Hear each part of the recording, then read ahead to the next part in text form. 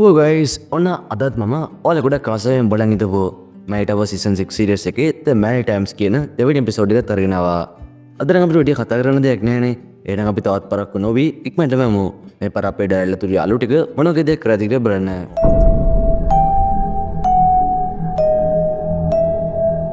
අපෝ පටන් ගද්දිම අපිට පෙන්වන්නේ එලිසාවයි ජීන්වයි. මේලව තියලා දකිනවා ටැග් නම ගෝල්ඩ් වලින් මේ බෝඩ් එකේ පින් කරලා තියෙනවා කියලා. මොකද දැන් එන්නේ හෙඩ් ගර්ල් පේන පිටිර නම් ඇලිසේට මෙන්ස පුංචි එලිසාවක් ඇවිත් වගේ. කොහොමද තේරලාදි මිස්ටර් පාකර් මොකක් හරි දෙයක් අරගෙන ගොඩක් කල්බෙන් වගේ එන්න පටන් ගන්නවා. එයා ජීන්ටයි එලිසේට කියනවා එක පස්සෙන් එන්න කියලා. බලද්දි මිස්ටර් පාකර් අලුතින්ම ටයිප්‍රයිටර් එකක් අරගෙන තියෙනවා. එයා හදන්නේ ආමත් මැනිටවස් වල නිවුස් පේපර් එක වටන් ගන්න. ලෝක විද්‍යාවට කලින් නම් හැම මාසෙකදීම මැනිටවස් කියන මේ නිවුස් පේපර් එක පබ්ලිෂ් කරලා දෙනවා. ඒ නිසා ජීනුත් කියනවා මාත් ඒකට සම්බන්ධ වෙන්න ගොඩක් කැමතියි කියලා. හැබැයි එලිසියා නම් එයාගේ වැඩවලට කොහොමද කැමති නැහැනේ. ඒත් මිස්ටර් පාකර් එයාට කියනවා ඔය දන්නවද එලිසියා මැනිටවස් නිවුස් පේපර් එකේ කලින් ඉඳපු එඩිටර්ස්ලා දැන් ගොඩක් ෆේමස් කියලා. මෙන්සනම් එලිසියා එයාගේ හිත වෙනස් කරගෙන මිස්ටර් පාකර් කියනවා එහෙනම් මාත් එඩිටර් කෙනෙක් වෙන්නම්.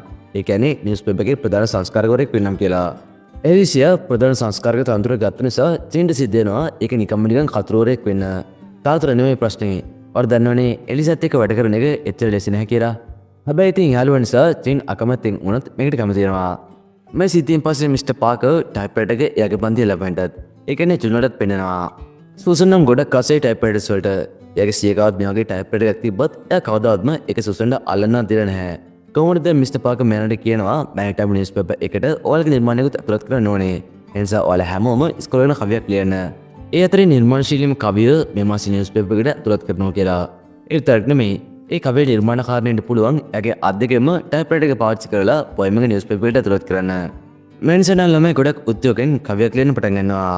විශේෂයෙන්ම සූසන් අනිත් පැත්තෙන් සීන් පත්‍රයට ඇතුළත් කරන ඕන දේවල් ගැන රිසර්ච් එකක් කරගෙන ගමනේ ඉන්නේ. ඒක මොනේ මේසෙම පරම ඇටස් පත්‍ර වලින් පිළිගෙන තිබ්බේ.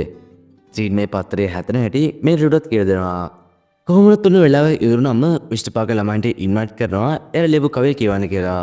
උන්ම අවස්ථාව හම්බුනේ ෆෙසිලිට. ඒත් එයා කියපු කවිය නම් එච්චර සෙට් වෙන්නේ නැහැ. එනිසම සූසන්ගේ කවිය ඔයාලට කියන්නම්.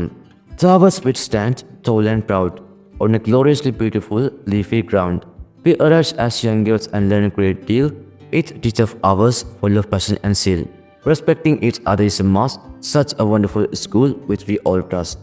සමහරට ඔයාලට තේරෙන්න ඇති මේ කවියක් අමුතුයි කියලා. ඒත් මේක තමයි විදිහ. මේ පොයින්ට්ස් වලදී ගොඩක් ශබ්ද රස ඉස්මතු වෙන්නේ රයිමින් වර්ඩ්ස් වලින්. හොඳයි සාහිත්‍ය පාඩුවේ ඉවරයි. අනිත් පැත්තේ මේලුට පරම මැනිටවස් නිවුස් පේපර් එකක තිබ්බ එක විශේෂ ආටිකල් එකක් හම්බෙනවා. ඒක ලියලා තියෙන්නේ එලිසියාගේ අම්මා. මෙතනදී කියවෙන්නේ ඒක ටයිම් කැප්සූල් එකක් ගැන. ටයිම් කැප්සූල් එක කියලා කියන්නේ අනාගතයේදී විවෘත කරන වර්තමානයේදී සීල් කරපු වක්‍රේ අභ්‍යාස පෙට්ටියක් වගේ දෙයකට. නිකන් මෙහෙම හිතන්නකෝ මම අද ස්මාර්ට්ෆෝන් එකකුයි අලුත් ලැප්ටොප් එකකුයි එතකොට තව වර්තමාන මුදල් නෝට්ටු කිහිපයකුයි අධ්‍යක්ෂිත පෙට්ටියකට දාලා ඒක බලනවා.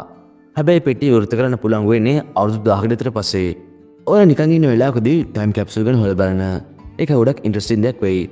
කොහොමවත් මෙතනසා මේරලු මේක ගැන අපිට පළවෙනි පිටුම ආටිකලයක් ගන්න පුළුවන් වෙයි. මම මේක දැම්ම එලිසාට කියන්නම් කියලා මෙතනින් ලියනවා. දැන් අපි මිස්ටර් පාකර් ක්ලාස් රූම් එකට ගියොත් සොත් ගොඩක් හොඳ විදිහේ පොයම් එකක් ලියලා තිබුණා. මිස්ටර් පාකර්ට හිතා ගන්න බෑ හොඳ මේක මොකක්ද කියලා. මෙන්සා තීරණය කරනවා සුසන්ගේ ජෝගේ කවි දෙකම මේ මාසේ නිවුස් පේපර් එකට ඇතුළත් කරන්න. දැන් එදින ටයිප්‍රයිටර් එක බාර දෙලා මෙතනින් යන්න ගියත් එයා කියනවා ප්‍රශ්නයක් වුණොත් මම කතා කරන්න කියලා. ඒතරදී එලිසියා අර ආටිකල් එකත් අරගෙන මිස් ටෙලින්ව හම්බ වෙන්න යනවා. ඒත් එලිසියාගේ අම්මා ඒ ටයිම් කැප්සූල් එක හදලා තියෙන්නේ තව අවුරුදු ගානකට පස්සේ ස්කෝටේ ළමයි මෙර වෙන්නේ. ඒ නිසා මිස් ටෙලින් කැමති වෙන්නේ නැහැ ඒක ඇතුළේ තියෙන දේවල් ගැන එක වචනයක්වත් එලිසියාට කියන්න.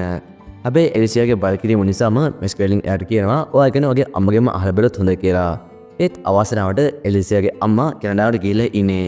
කොහොමද මේ දේවල් නිසා චීන්ට තේරෙනවා ටයිම් කැප්සූල් එක ගැන මෙතනදී ආටිකල් එකක් කරන්න බැරි වෙයි කියලා. හැබැයි දැන් එයා ගාව ඊට වඩා ගොඩක් හොඳ අදහසක් තියෙනවා. චීන්ට කලින් කරපු රිසර්ච් වලින් හොයාගන්න පුළුවන් වෙලා තියෙනවා පරම මැනිටයිම්ස් නිවුස් පේපර් වල පළවෙනි මාසේ මුල් පිටුවේ හොත්ම ටොපික් එක වෙලා තියෙන්නේ අලුත් හෙඩ්ලයින් ගැන කියලා. ඒ චීන් මේලුට කියනවා එලිසා ඒකට කැමති වෙන්නේ නැහැ. මොකද එයාට ඕනේ එයාගේ අදහසකින්ම පළවෙනි පිටුව ලියන්න කියලා.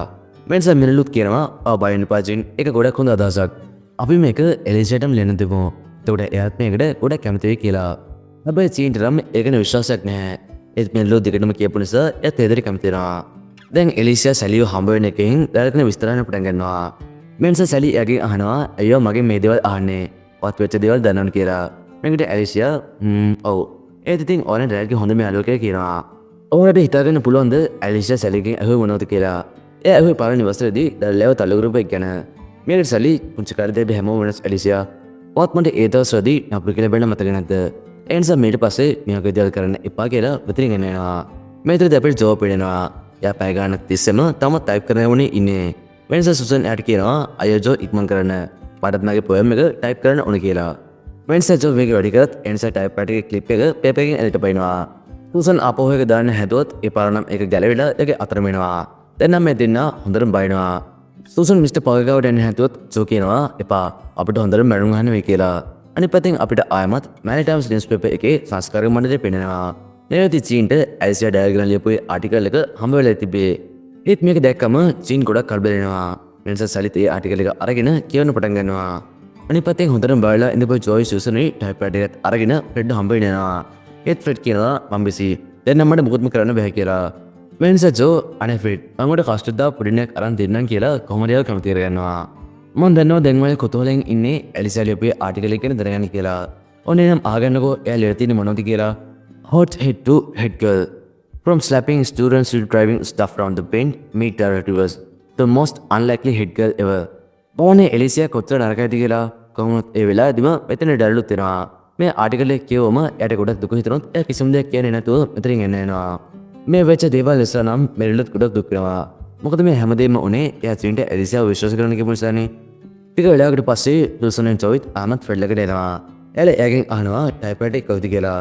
මේකට ෆ්‍රෙඩ් වෙලාව ආවම දැනගන්න පුළුවන් වෙයි කියලා මෙතනින් එන්න එනවා. මෙන්ස ගොඩක් කලබල වෙනචෝ මිස්ටර් පාකර් ළඟට ගිහින් වෙච්ච හැමදේම කියනවා. ඒත් බලද්දී ෆ්‍රෙඩ් ටයිප් එක හදලා ඒක තිබ්බතරෙම තියලා තියෙනවා. හැබැයි බලද්දී අර වෙලාවදී ටයිප් එක ඇත්තටම කැල්ලේ නැහැ. මිස්ටර් පාකර් කියනවා ඒක සාමාන්‍ය දෙයක් චෝ. අනික ක්ලිප් එක හදලා තියෙන්නේ කරන්න පුළුවන් විදිහට තමයි කියලා. කොහොමද මේ වෙච්ච දේ නිසා මිස්ටර් පාකර් මේ දෙන්නටම ටයිප් එක පාවිච්චි කරන්න දුන්න අවසරය නැති කරලා දානවා. අනිත් පැත්තේ මෙරළුඩ ගොඩක් හොඳ අදහසක් එනවා සිද්ධාර්ථ වරද්ද හරිගස්සන්න. එයා ජීන්ට කියනවා මේ පාර ඔයාට අරගෙන ආටිකල් එකක් කරන්න කියලා. එලිසබෙත් මේ දෙලේ කැමතිලා තිනවා. ඔන්න ටික දවසකට පස්සේ මැනි ටයිම්ස් අලුත් නිවුස් පේපර් එක රිලීස් වෙනවා. කලින් වගේම ඒකේ මුල් පිටුව ඩැලට වෙන් කරලා තිබුණා. හැබැයි මේ පාර නම් චීන් ඒක ගොඩක් ආදර්ශවත් වගේම නිර්මාණශීලී විදිහට හදලා තිබුණා. කොහොමද වෙච්ච දේ නිසා ඇලිස්ටර් ඩයරකන් සමාවිල්ලන්නත් අමතක කරේ නැහැ. එයා කියනවා ඔයාගේ නම ස්කූල් බෝඩ් එකේ ප්‍රින්ට් වුණ නිසා මට ඔයාගෙන ඉරිසියාවක් ඇති වුණා කියලා. මෙන්ස ඩයරට පැහැදිලි කරලා දෙනවා එලිසියා ස්කූල් බෝඩ් එකට යන්න හෙඩ් ගර්ල් වෙන්න ඕනේ නැහැ කියලා. වරදී මැනිටාස් වලින් ඔක්ස්ෆර්ඩ් විශ්වවිද්‍යාලයේ ළමයින්ගේ නමුත් ස්කූල් බෝඩ් එකේ ප්‍රින්ටර් තිබුණා. මෙන්ස එලිසියා ඉක්මනට මිස්කරින් හම්බෙන්න එකකින් ඇඩ කියනවා අර මේ පත්‍ර වැඩි හරියන්නේ නැහැ. මම අද දැන් ඔක්ස්ෆර්ඩ් එකට යන්න මහන්සි වෙනවා කියලා. මේකට මිස්කරින් කියනවා ඔව් එලිසියා ඒක ඔයාගේ තීරණය. ඒත් ඔයාට ඒ වෙනුවෙන් ගොඩක් වැඩ කරන්න සිද්ධ වෙනවා කියලා.